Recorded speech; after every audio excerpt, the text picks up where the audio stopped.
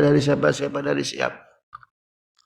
Kalau bahasa kitab yang kita kaji di pesantren, wa irsyadu ustadin. Ada bimbingan guru, Pak. Alif lam mim. Alam nasyrah. Alif lam mim. Alam. Tulisannya sama nggak? Alif lam mim. Alam nasyrah. Alam. Tulisannya sama nggak? Sama. Kenapa yang satu dibaca alif lam mim? Yang satu dibaca alam. Dari mana kita tahunya? Dari guru. Oh, belajar agama tuh mesti ada gurunya. Ada juga salah ulama menfatwakan Ibnu Hazm. Ya, beliau belajar, beliau gurunya banyak. Tapi ketika haji, beliau nggak belajar, Pak. Cuma ngambil-ngambil riwayat aja. Ya. Yang kedua, Ibnu Hazm belum pernah haji. Karena itu fatwa beliau keliru terkait sa'i. Sa'i itu sofa, marwah, sofa. Dihitung satu putaran. Paham Pak ya? Harusnya Pak sofa marwah satu putaran. Marwah sofa 2 putaran. Ibnu Hazm enggak. Sofa, ini startingnya Pak ya. Sofa, marwah, sofa 1 putaran. Jadinya berapa tuh? 14 tuh Pak. Kesian betul yang asam urat tuh Pak. Apa artinya? Wa irsyadu ustadin, ada guru. Nah sekarang pembelajaran Islam seolah-olah sebagian kalangan mencukupkan dari Google, Pak, betul nggak? Mencukupkan dari YouTube. Ya, hadis arwahu Google, hadis arwahu YouTube. Allah, nggak ada keberkahan, Pak. Makanya derajat paling rendah dalam ilmu hadis itu namanya apa itu? Al-munawalah. Apa al-munawalah? Bapak ke perpustakaan, baca Sahih Bukhari, baca kitab, dapat hadis. Ya, dapat hadis. Oh, gini. Maka Bapak bilang, apa itu? Ana qara'tu min kitab Sahih Bukhari. Ya, Imam Bukhari mendapat dari sini, dari Rasul. Itu derajat hadis paling rendah, Pak. Baca dari perpustakaan. Yang paling tinggi derajat hadis itu adalah talaqi. Duduk minimum 2 bulan. Nanti seorang guru melihat bagaimana kecerdasannya, bagaimana kepandaiannya, bagaimana ibadahnya, bagaimana akhlaknya. Kalau pengajian duduk di depan, di tengah, di samping, di belakang, di tembok. Di tembok itu nggak ada dikasih sama guru tuh Pak, tuh hadis Pak. Jadi kalau mau mengikuti hadis Nabi, itu duduknya apa tuh Pak? Di depan. Ustadz dulu kan nggak ada pengeras suara. Inilah salah satu nilai buruk pengeras suara Pak. Akhirnya orang berjauh-jauhan tuh. Untung di Indonesia mazhabnya Syafi'i Pak. Bapak kalau di Maroko, ya itu mazhabnya mazhabnya Imam Malik tuh Pak. Itu sholat Jumat AC dimatikan Pak. Dinding-dinding pakai duri. Kenapa? Kalau ngantuk batal sholatnya. Sedangkan kita sholat Jumat Pak, tempat yang paling kita dambakan adalah tiang dan tembok Pak. Kok sebentar betul khutbahnya katanya. Kenapa? Ya orang tidur. Itu mazhab Maliki Pak. Bapak sholat ketiduran begitu. Kan batal tuh Pak. Kenapa? Hilang ingatan. Karena khutbah Jumat itu pengganti dari 2 rakaat zuhur. Bapak ngantuk. Subhanallah. Udah ngantuk pura-pura pegang tasbih itu Pak. Agar gak ketahuan tuh kan. Subhanallah. Oh. Ya, ini kalau pakai ilmu hadis harusnya berdekat-dekatan tuh Pak. Itu posisi Pak menentukan kualitas perawi Pak. Ya, itu para perawi yang suka duduk di belakang di pojok nih, mohon maaf nih, kapan lagi saya ngomong begini nih Pak. Ya, itu yang duduk di pojok Pak, rata-rata derajatnya matruk Pak, ditinggalkan riwayatnya. Begitu tuh Pak ya. Subhanallah.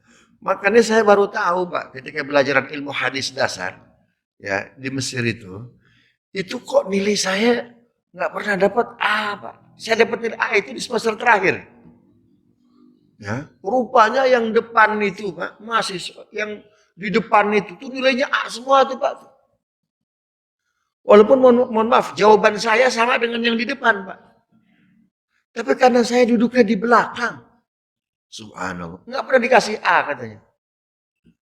Lalu saya selidiki, kamu ke teman yang di depan itu, orang yang dari Sudan, dari Kenya tuh Pak, kemudian apa yang orang Mesir sendiri pribumi. Ini jawaban nomor satu apa? Oh, dengan saya sama nilainya. Kenapa Anda dapat 100, saya dapat 80? Saya bilang. Ya, nomor tiga jawabannya apa? Ini sama dengan saya. Tapi kalau saya nilainya nggak pernah A, Pak. B plus saja tuh Pak. Ya, Jaijidan tuh Pak. Rupanya ketahuan. Jadi profesor kami itu kalau sholat nggak pernah di belakang, Pak. Selalu di depan dia. Terus saya di belakang. Lalu saya tanya, ya, Prof, saya ini dengan kawan-kawan yang lain, jawaban saya sama. Tapi kenapa saya B plus yang lain A? Padahal jawaban saya benar. Ditanya oleh beliau, kamu tadi sholat di mana? Di belakang. Kebiasaan kamu duduk di belakang. Paham nggak Pak? Dalam ilmu hadis Pak, itu posisi menentukan nilai Pak. Maka setelah itu saya duduk di depan. Profesor saya Pak tersenyum. Kamu dapat A sekarang katanya. Wih, subhan. Nilainya jama takdim tuh Pak. Kamu dapat A sekarang. Kenapa? Khawatir salah mendengar Pak. Ya, khawatir salah dengar. Subhanallah. Belum ada yang berubah juga ya tempat duduknya. Rupanya nggak berpengaruh tuh penjelasan saya itu ya. Subhanallah. Nah, jadi kita ini harus cari guru yang arif billah, Pak. Di Jakarta nih, Bapak Ibu yang dimuliakan Allah, ulama yang arif billah banyak. Cuma mereka nggak tampil di permukaan. Kita ini bersyukur Pak tinggal di Jakarta. Ada ulama hafal Sahih Bukhari Pak. Orang Jakarta. Dari mana tahunya saya Pak? Ketika zaman Pak SBY. Saya ditelepon Pak Sudi Silalahi Pak. Ustaz bisa ke sini, ke rumah Bapak. Saya bilang ngapain? Saya agak menghindar Pak dengan yang kayak gitu tuh Pak. Kalau disuruh pengajian boleh, kalau disuruh, tapi kalau yang lain enggak lah. Ya ini ada rektor mau datang katanya.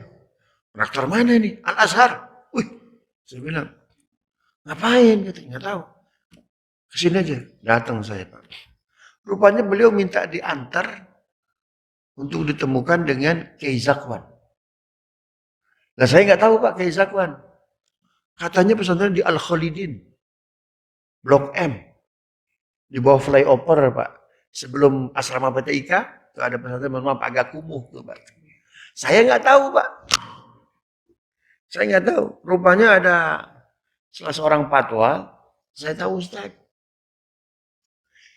Jadi Rektor Al-Azhar ini minta dipertemukan ya, dengan Kiai Zakwan untuk minta sanad Sahih Bukhari. Coba lihat. Ini orang Mesir minta sanad dari orang Indonesia. Berarti kan luar biasa nih orang Indonesia nih Pak. Saya sendiri nggak tahu tuh Pak. Padahal kan Pondok Labu Blok M dekat lah, nggak jauh-jauh amat tuh Pak. Ada ulama besar, kita mohon maaf Pak ya, gajah di depan mata nggak kelihatan Pak. Ya, subhanallah. Saya tahu Ustaz, akhirnya saya ikut tuh Pak, mendampingi Rektor Al-Azhar. Sampai di sana, subhanallah, oh ini rupanya pesantrennya. Dari A sampai Z ngobrolnya nggak ada obrolan dunia Pak, semua hadis silsilah. Lalu beliau dikasih sanad Pak oleh Kiai Zakwan. Kiai Zakwan itu murid termuda tapi tersayang yang paling dibanggakan oleh Syekh Yasin Al-Fadani. Ya, itu anaknya Kiai Abdul Hamid. Ya, ulama besar mana tuh? Betawi itu Pak. Ya, Kiai Abdul Hamid, ulama besar Betawi itu Pak. Jadi di Jakarta nih Pak, ulama-ulama yang hebat, arif billah muncul. Cuma dia nggak ada di TV Pak. Yang ulama TV ini yang payah-payah nih kayak saya nih Pak. Ya. Kalau ulama yang arif billah, yang jago-jago, dia terkenal di langit Pak. Banyak orang ulama terkenal di bumi nggak terkenal, kata Jibril, siapa ente katanya. Subhanallah. Cari ulama yang terkenal di langit. Jangan terkenal di bumi. Kalau bisa sebelum wafat cari dia, Pak. Ya, duduk Pak di majelisnya. Begitu ya. Kenapa? Orang-orang kayak dia nih Pak, luar biasa. Kita ini berhutang Pak. Ada hadis Abi Daud. Setiap Kamis sore Allah tanya, Israfil, katanya Allah Subhanahu Wa Taala, itu yang berzikir masih ada nggak? Ya, kalau yang zikir masih ada seorang aja, tangguhkan hari kiamat 40 tahun lagi. Itu riwayat Abi Daud, Pak. Ini tentu zikirnya bukan zikir yang asbun asal bunyi, Pak, betul nggak? Yang zikirnya meresap ke hati itu, Pak. Ya, ini kita sebetulnya berhutang budi kepada mereka. Ini yang disebut dengan min asyrati sa'ah ayyur fa'al ilm. Di antara tanda-tanda datangnya hari kiamat, orang-orang seperti mereka yang arif billah, Allah angkat, Allah cabut tuh Pak. Maka paku-paku bumi semakin lemah tuh Pak. Subhanallah. Temui mereka tuh Pak, belajar kepada mereka arif billah.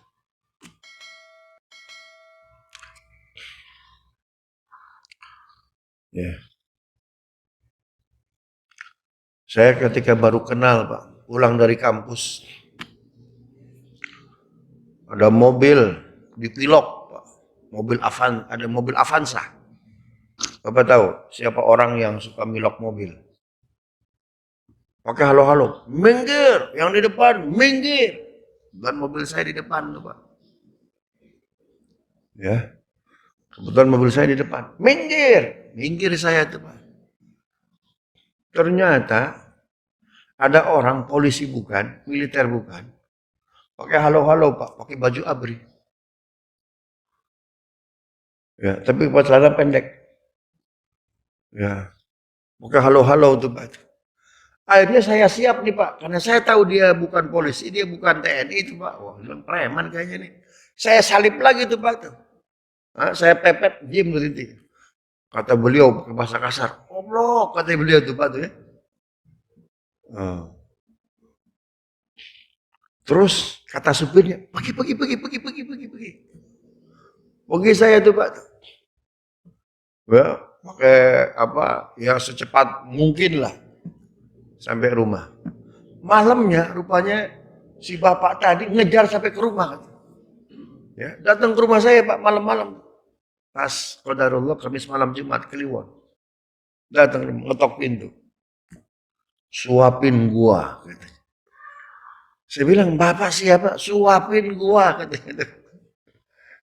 Bapak tahu saya